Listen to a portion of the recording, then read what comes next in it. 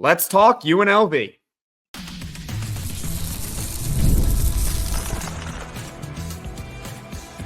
You are Locked On Syracuse, your daily podcast on the Syracuse Orange. Part of the Locked On Podcast Network, your team every day. Hello, everyone, and welcome into Locked On Syracuse. I'm Jackson Holzer, and thank you for making us your first listen of every single day here on the Locked On Podcast Network, where it's your team every day, and we're free and available wherever you get your podcasts. And we are talking all things UNLV as Syracuse and number 25 ranked UNLV square off in Las Vegas Friday night at 9 p.m. Eastern. And joining us is the host of the Let's Run podcast, covering all things UNLV, Jason Kelly. Before we get to Jason, today's episode is brought to you by FanDuel. Place your first $5 bet, and you'll get started with $200 in bonus bets guaranteed. Visit FanDuel.com to get started. So, Jason, thank you so much for hopping on the podcast today. It's a great start for UNLV, 4-0, ranked for the first time in program history, at least in the AP poll. How would you assess the season so far? It's been very dramatic. It's been a lot of, UNLV was at the center, kind of almost the center of college football there for a few days last week. Made my life very busy, but it's been an absolute blast, man. It's been so fun to watch this team. And honestly, I'm just grateful that we have, a little bit more attention on this program, because Barry Odom and these guys deserve attention. They deserve support. And I'm glad that the city of Vegas is finally kind of supporting them. So it's been really fun. One thing that I would like to say about the UNLV program is that, yes, they are 4-0 and they're a group of 5 team, but at the same time, they have played against Power 4 competition this year, and they won, obviously, both of those games. They played Houston in the season opener. They played Kansas as well. So UNLV has played some teams. I know that those aren't the greatest Power 4 teams, but they have played Power 4 competition, and they are undefeated, and that is a credit to the team. So I know they are 4-0. So obviously you can't do better than 4-0, but relative to your expectations, how have they done so far? So there were people in the program that were saying, we're pushing for the college football playoff. We're going to be the group of 5 college football playoff team. And I was always pretty skeptical of that. I had us losing a game in this early stretch, being 3-1 or 2-2. So, relative to expectations, I've been blown away. I mean, it's been really fun, and especially because I thought that we actually weren't very good our first 3 games with our first quarterback. Our offense was really struggling, and so to be 4-0, I think we're very lucky, because the Houston win was kind of whatever. They're really not that great. I stand by the Kansas win being good, and both Power 5 wins were on the road, so I think that adds a level of credibility to them as well. But we're lucky to be 4-0, because we probably should have lost that Kansas game. But I mean, I can't be in a better spot. First time we've been ranked in program history. I think that this is way above what I was expecting. Not way above, but it's above what I was expecting for sure. Not only that, but last year UNLV made a bowl game for the first time in forever. I think it was, correct me if I'm wrong, was it 2011 the last time they made a bowl? 2013 was the last time they'd made a bowl season. Yeah. And then before that, I think it was 1995. So I think UNLV on a little bit of an upswing here. Well, we moved into Allegiant Stadium where the Vegas Raiders play. And the town really hadn't taken football seriously. In fact, there was, because of the Jerry Tarkanian, 1990 UNLV running Rebels, there was kind of a really bad relationship with Las Vegas college sports and the city of Las Vegas, because we were cheating, in the 90s with Jerry Tarkanian, but everybody was, and I think everybody still does, but anyway, we were just doing what everybody else does. But anyway, yeah, so it's really been fun to see Vegas actually kind of because of sports betting, kind of invest in UNLV football in a way that they never had before. Yeah. So it also helps that they're good now. Yeah, well, we hired Barry Odom, and he was a SEC head coach at Mizzou for 4 or 5 years. He went 500 in the SEC as a head coach, which for a group of 5 team, I think that's a pretty good, that's a pretty good coach with good experience. And you hire the right guy and you do well. That's basically how college sports work. Well, last time I checked, I did see that UNLV right now in this very moment is the team that is projected to represent the group of five in the college football playoffs. So that is a testament to UNLV so far this season. We'll see if that can continue this Friday against Syracuse at 9 o'clock. All right, we got the elephant in the room now. I want to get your thoughts on the Matt Sluka situation and everything going on with that. Sure. So, I think that there's definitely fault from our lead assistant coach was the guy who, Brennan Marion, our offensive coordinator. He installs the go-go offense where he is. That's kind of our mantra as a team. Great coach. Love him. Appreciate him. I think that there was clearly some sort of financial. Now, obviously, a coach can't actually legally promise a player money. So when I hear people say like, "Oh, Matthew Sluka was promised this by the assistant coach," I'm like, well, legally, a coach can't enter into a contract with a player. So there's no way Matthew Sluka was actually promised anything if it was just from an assistant coach. Now, if it's from the NIL collective, which he never claimed he was promised anything by the NIL collective, there you have a point because they can actually enter into contracts. But coaches and players cannot enter into contracts with each other. But I would harbor a guess that Matthew Sluka was given kind of vague promises about money. They weren't being fulfilled. And there was also a pretty strong possibility that he was going to get benched, actually, which I wouldn't have liked because I think, I was so pumped about him and amped about him coming from Holy Cross. Loved him as a talent. But our offense wasn't scoring enough. Like our offense wasn't reaching its full capability. Our best player is our wide receiver, All-American Ricky White. And he wasn't getting the ball. He had like 4 catches on the year up to that point, besides our FCS game against Utah Tech. And so there was a lot wrong. The players clearly wanted Hajj-Malik Williams, the Hajj Mahal, as we've been calling him. The players wanted him, and I think Sluka kind of looked around the room and said, "You know what? I may not be in the greatest position to be here. I thought I was going to get this money." And I think that I wish that it hadn't been done that way, but I think that I was mad at him initially, but I'm very okay with his decision. I wish that our coach maybe had been a little clearer about the NIL situation with him, but ultimately our team's better now. It just is. And that's nothing against Matthew Sluka. Matthew Sluka was not here during spring ball. He was not the starter in the summer, the spring ball or winter ball. He was not here. And so he came late. And I think that Hajj-Malik Williams, our current quarterback, just has better chemistry with our players. So I'm at peace with the situation. I wish Matthew Sluka nothing but the best. I was angry with him at first. And I hope that coaches around college football, including our own, can do better about making true representations to players. And that players who have agents can get their agents to actually work for them and have them sign written contracts if they believe that they're owed something, because you have to fight for yourself. In an employee situation, you have to advocate for yourself as well.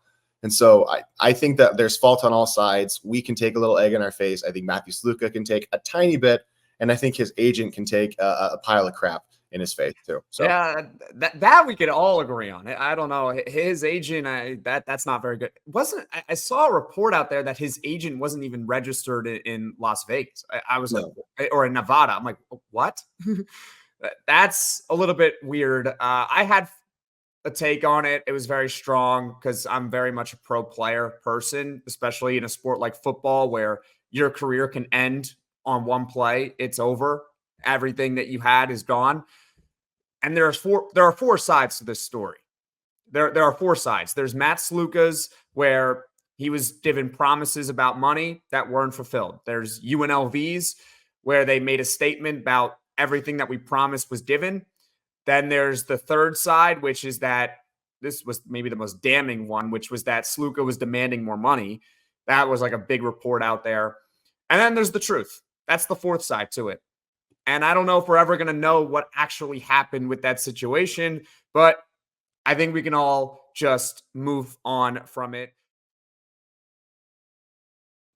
I love going to live sporting events, and honestly, it doesn't really matter what the sport is. I just love the energy in the building, the energy in the stadium, the atmosphere in general. And the way I get tickets for sporting events is by using Gametime. Gametime is a new feature called Gametime Picks that makes getting tickets for your favorite live events even easier. Gametime Picks filters out the fluff to show you only incredible deals on great seats, so you don't have to waste time searching through thousands of tickets. And my favorite feature is the curated deals. Curation makes it easier to save more on sports, concerts, comedy, theater, etc. Take the guesswork out of buying tickets with Gametime. Download the Gametime app, create an account, and use code LOCKEDONCollege for $20 off your first purchase. Terms apply. Again, create an account and redeem code LOCKEDONCollege, LOCKEDONCOLLEGE for $20 off. Download Gametime today. Last minute tickets, lowest price guaranteed. Joining us here on Locked On Syracuse is the host of the Let's Run podcast, covering all things UNLV, Jason Kelly. We just went over a team overview. We went over a little bit of background. UNLV ranked for the first time in program history. Also just went over the Matt Sluka situation, the quarterback, the starting quarterback, who is now out for the year due to an NIL dispute. Let's now talk about the X's and O's and the actual football standpoint of UNLV, and we will start with the offense. You mentioned a lot of Hajj-Malik Williams. How would you compare him to Matt Sluka? Hajj is a better passer. I mean, like Sluka, and I don't think that Sluka was incapable of becoming a good passer in this offense. But Hajj had more time to develop chemistry with the players. You know, Hajj and our receiver core were doing NIL projects and charity events over the summer. They were really close. Hajj has a really good arm. I preferred Matthew Sluka from the beginning, but Hajj clearly, you know, chemistry is everything in sports. And so just pure talent is not always going to be the determinative factor. There's a mix of factors that go in. And so while Hajj-Malik Williams may not be as talented as Matthew Sluka, he can throw the ball. And you saw that in our game. I believe in our game against Fresno, he went 13-16. And he's also a good runner. I mean, is he as good as Matthew Sluka was? No. He's not quite as decisive. He's not as good with yards after contact like Matthew Sluka was, but Hajj-Malik Williams makes our team better. He's a better quarterback for this team right now, which is sad to say because, you know, Sluka's great, but Hajj is awesome. I have no idea how he stayed at FCS for as long as he did at the Campbell Camels. I have no idea how he was there for as long as he was. He was prolific really at the FCS level too. He was really good. Well, which is why the situation, you know, with Matthew Sluka was so weird, because recruiting two quarterbacks with similar, I mean, that's maybe not entirely fair to say, but similar resumes, just in terms of 4 years, prolific FCS players. That's why it was kind of odd. And we recruited Hajj a couple of weeks before we ever recruited, before we actually had Matthew Sluka. So, Hajj has been better for us, and I think that he will give us the best chance to win on this Friday night at Allegiant Stadium, for sure. Fair enough. You know, I saw his performance against Fresno State, and then you look at Matthew Sluka, who was under 44% completion to start the year. Now, he had plenty of, I don't think he would have ended up at 44% because that is obscenely low, but it made me wonder why he just wasn't the starter the whole time. So sometimes with coaches, when I see the backup quarterback come in, maybe it's to save grace or whatever it is. When a backup quarterback plays so much better than the starter, it makes me question why the backup quarterback wasn't starting to begin with. And you mentioned it with the chemistry, the fact that he was there first and everything like that. I think he probably should have just been the starter. But anyways, who are some standout players? You mentioned Ricky White, the All-American. Who are some standout players that Syracuse is going to have to keep an eye on? Sure. For my money, Ricky White is, you know, among the best, certainly the best wide receiver in the group of five. I don't think that there's a ton of debate about that. I would take him over anybody, maybe that kid from Alabama that did a 360 standing still. You know, I'm sure. Yeah, I'm pretty sure Ricky maybe wouldn't like being said that anybody's better than him, but that was pretty incredible. The Smith kid at Ohio State's pretty good. Yeah, I mean there's some 5-star talent, but like Ricky's amazing. He'll kill you deep. He'll kill you in every phase of the game. And he was the leading receiving receiver in terms of just total yards returning from college football last year in the whole sport. And so That's also part of the reason why I was so frustrated with Matthew Sluka, because Ricky couldn't get Ricky the ball. But so he's great. I'm sure that the coaches down there are going to be focused on stopping him, making sure he doesn't kill you. The other people you want to worry for, when it comes to running, our quarterback is probably going to be our leading rusher. The go-go offense is almost like a modified triple option. That it's a mix between a triple option and a spread offense, like a West Coast style spread offense, which sounds hilarious, but it's true. You'll see two running backs lined up on the right on the same side of the quarterback, and there's some movement pre-snap that'll kind of try and confuse you. So when it comes to the running backs, Jet Thomas, he's kind of our speed back, really good player, and Greg Burrell is kind of more of our workhorse every down back. In terms of the tight end position, we have a kid named Kaleo Balangai, he's a 6'7" tight end who lines up as a wide receiver pretty often, actually.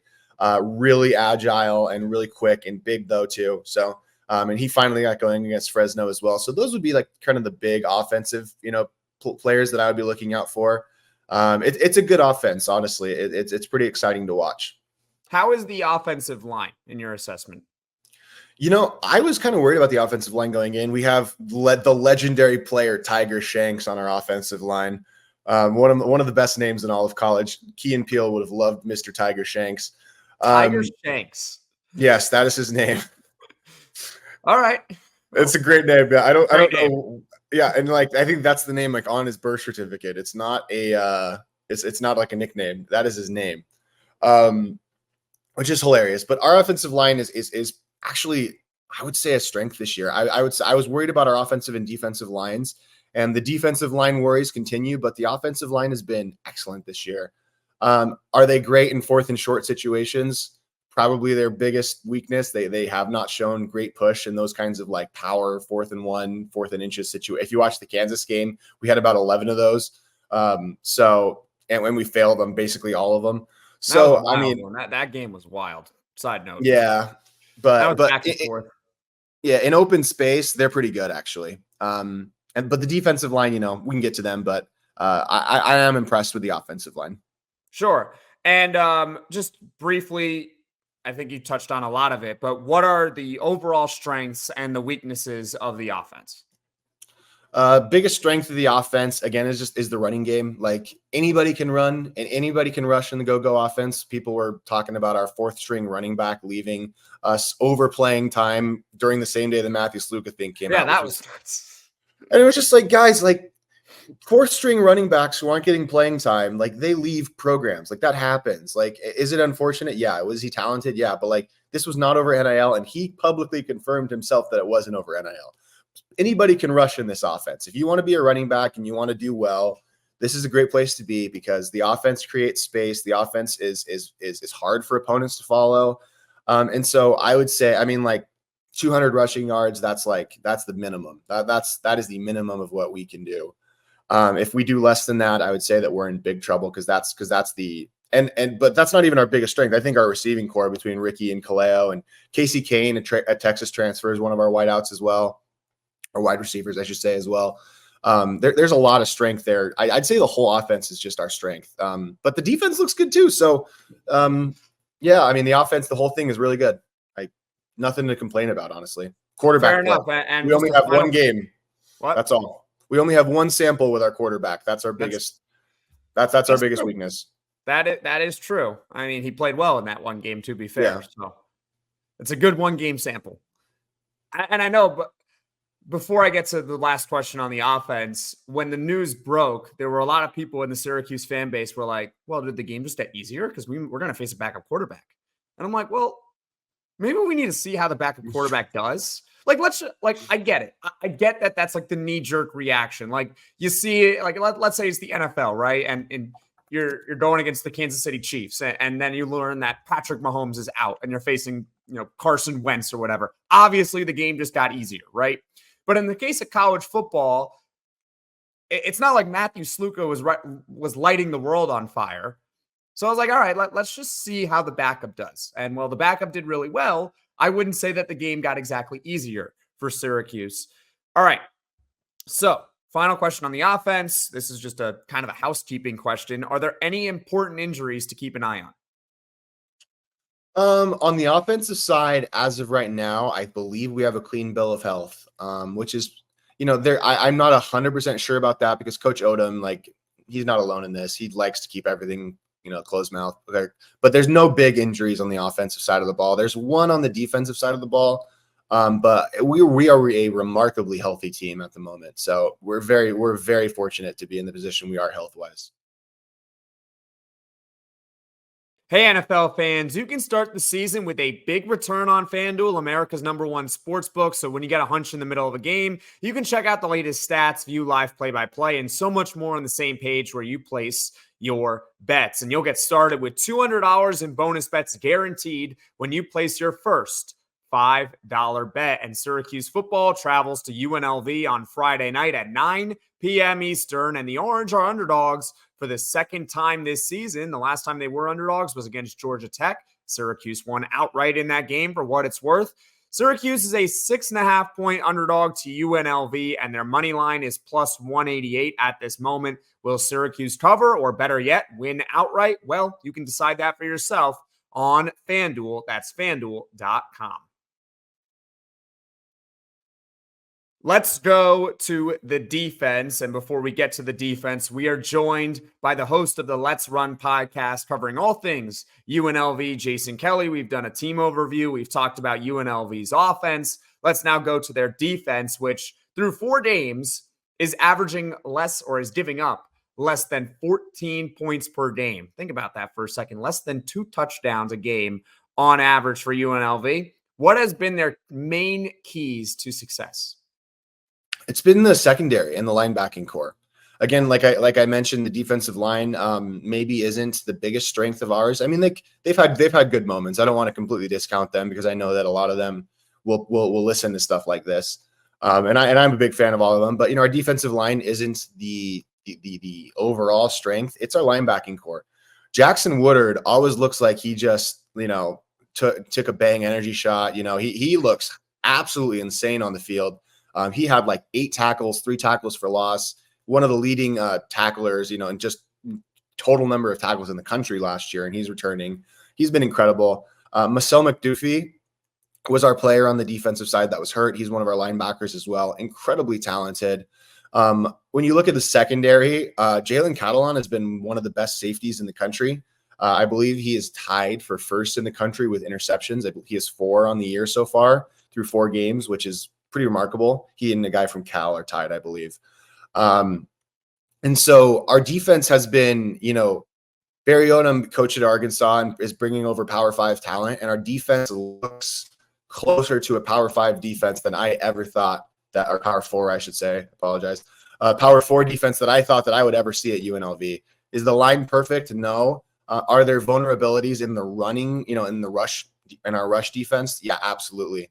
But the secondary and linebacking core are excellent. You say that it's funny you mentioned that the kind of maybe the vulnerability is stopping the run, but against Fresno State, they let up 1 yard. Yeah. How's that even? Against Kansas, we were really struggling. But Devin Neal, the Houston game's whatever, like that game, Houston's pretty bad this year.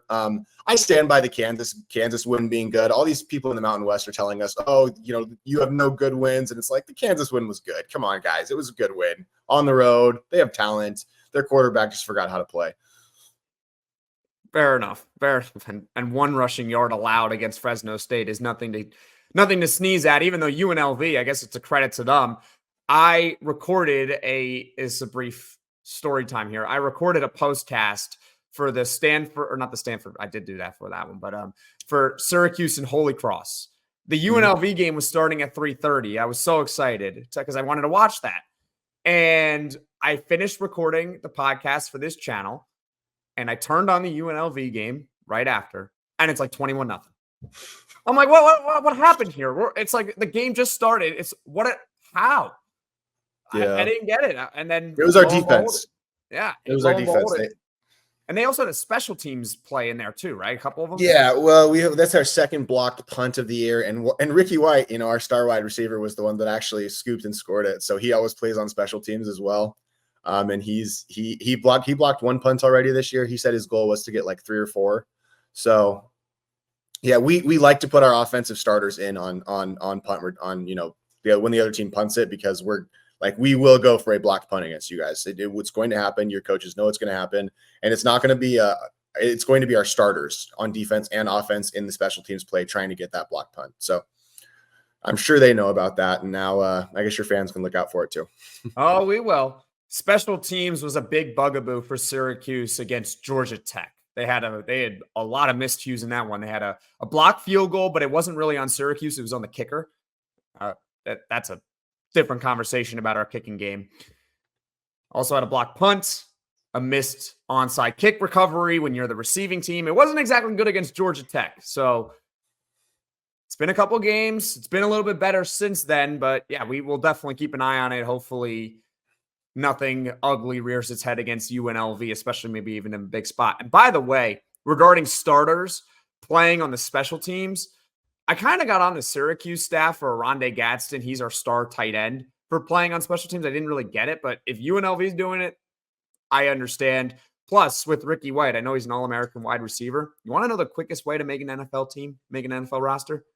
Special teams. Be good on special teams. Yeah. You're good on special teams, you'll make an NFL team. You'll last for 10 years if you can play on special teams really well. Matthew Slater made a living off of special teams with the New England Patriots.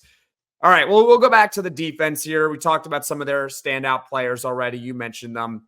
If you are an opponent and you're going up against the UNLV defense, what are you trying to do? Obviously, I'm trying to get score, but you get what I'm trying to do. I'm trying to run the ball for 4 to 5 yards of play, whether that be with your QB or, I'm trying to establish a run game, because you really want to pull in the linebackers. You don't want them going back. And I'm trying to punish aggressive blitzes as well. Our defensive line doesn't always get a ton of pressure on the quarterback. And so the people that are blitzing are generally our linebacking core. And so I am trying to punish us for that. And then getting, those 12, 13-yard chunk plays after a blitz. I think that's where the vulnerability is. Luckily, you guys have just a really amazing quarterback. And I think he's capable of doing that. Like I've been I've been blown away in the film that I've watched of him. So I think the 12 to 13-yard chunk play on the, over the blitz, and then also, the 4 to 5 yard rushing play, I think you can build sustained drives and keep our defense on the field and get them tired. It's very doable, but you have to be disciplined, and you have to not throw the ball near Jalen Catalon, because he's an excellent player, and he's incredible at getting interceptions. And so avoid our deep safeties and pick up 12 yards or 5 yards of play. So easier said than done. So based on what based on what you said, running the ball, which I have been on Syracuse for a while, that they need to run the ball more, because, well, you run the ball, you suck everyone in, and then you can throw over the top. But also, if this is a team that you say likes to blitz a lot because they don't get a lot of pressure with do they run a 3-4 or 4-3? 4-3. All right. So if they don't get a pressure with a lot of their front four, then they're blitzing a lot, obviously. You want to attack a blitz and you want to pass. The screen game is perfect against the blitz. So if you're Syracuse, run the football, screen game. That is how you are going to open up this secondary of UNLV. Another housekeeping question, same thing as the offense. Are there any important injuries to keep an eye on? Just the middle linebacker, one of the linebackers, I should say, just McDuffie, but we actually expect him to play. He was very close to playing last weekend. So injury wise, we're looking good from what I know right now, but I'm sure the coaches are keeping something from me. They probably don't want me knowing anything actually. So, and they're good at it too. So fair enough to them. One thing that has actually been refreshing with the new hire of Fran Brown at Syracuse is that you do get a little bit more information from him. With the previous coach, Dino Babers, for 8 years, you just wouldn't know. You straight up wouldn't know. He would, in a post-game press conference, say that this player has an owie.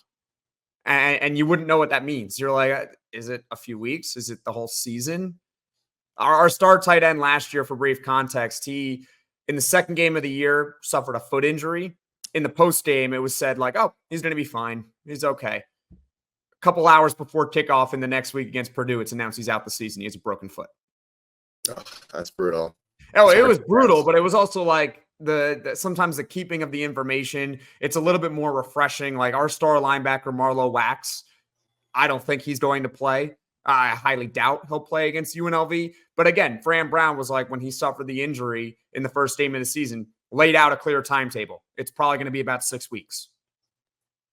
Super duper refreshing. So maybe it's gamesmanship by keeping it, I guess, but I like that they make that more public now, at least from the I prefer your way too, because I think it's unfair to fans to have to sit in uncertainty. So I prefer that way. But it's also unfair to the betting market. Yeah. Totally. It's totally unfair. Like you bet on a game and then all of a sudden, well, I guess the lesson is don't bet, but you bet on a game and then all of a sudden you find out like an hour before kickoff that a player is like out for the season. It makes no sense. And you're under the impression that he's going to play. It is what it is. That's a whole separate conversation for another day. All right, Jason, we've talked a lot of offense. We talked defense. We gave a whole overview of the UNLV program. Once again, ranked for the first time in program history heading into the Friday night matchup with Syracuse at 9 p.m. Eastern. What is your prediction? So I picked against us in the Fresno game. I picked against us in the Kansas game. I was wrong both of those times, and so I feel bad. And so I actually picked against us in the Houston game too. So 3 of the 4 games that we've played so far this year, I've picked against us. And so I know that there were some UNLV fans that will not want to hear this. They will not like me doing this, but I will be picking the Rebels for the first time this year. I think we're at home. There's a lot of momentum right now. These guys really are believing in themselves. So I'm going to say, I think Vegas, us actually, I think we actually have the line in the city, not the team, have the line about right. 31-24, something along those lines. The exact score, I don't really usually care about the exact score. It's more about a range and then the margin of victory. I think a 1-score game is about right. I could say 31-24 or 34-27, something along those lines. I think it's about 7 points is right. And, that's what I hope for. I think when you have a player as good as McCord, anything can happen. But as of right now, I think the betting markets have it right. And I'm feeling okay about this game. And I'm very excited because our fan bases do not interact very much. I'm very excited. I love when people get to come to Vegas. It's one of the greatest, if not the greatest sports city in the world. And I love the fact that a bunch of people from New York are coming over here. I absolutely love it. So excited. I'm so excited to host you guys. Yeah, there's a lot of people that are certainly making the trip. And if you can hear that sound in the distance, that is actually all the Syracuse fans applauding that you are picking UNLV, because it means that Syracuse is obviously going to win. Right? I guess. But I'm going to hold off on my score prediction. You're going to have to find that all out on Friday. That's where I will give it. But Jason, is there anything else you'd like to add? No, brother. Thank you so much. I appreciate your guys' fan bases and your guys' fan base and you as well for hosting the show. And just grateful to have you guys coming and visiting us. And hopefully it's a great game. And hopefully there's no injuries. And go Rebels. And again, just thanks. Of course. And not go Rebels, go Cuse. But obviously, best of luck. That is Jason Kelly, the host of the Let's Run podcast, covering all things UNLV, taking the time to join us on today's podcast. Jason, thank you so much and good luck on Friday. Thank you. Thank you for making Locked On Syracuse your first listen today. For your second listen, go check out Locked On College Football. From NIL deals to never-ending conference realignment rumors, Spencer McLaughlin has you covered this entire season on the gridiron. You can find Locked On College Football on YouTube or wherever you get your podcasts.